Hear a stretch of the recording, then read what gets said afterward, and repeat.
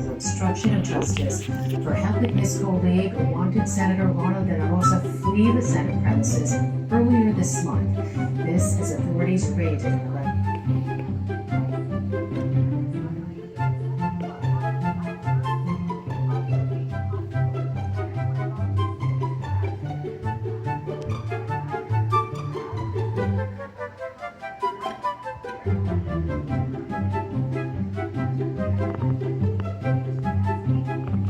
What if I told you humans built a bridge higher than the clouds?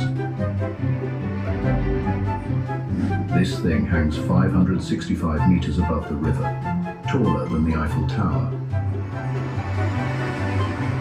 You're literally looking at a bridge where planes fly underneath it every day.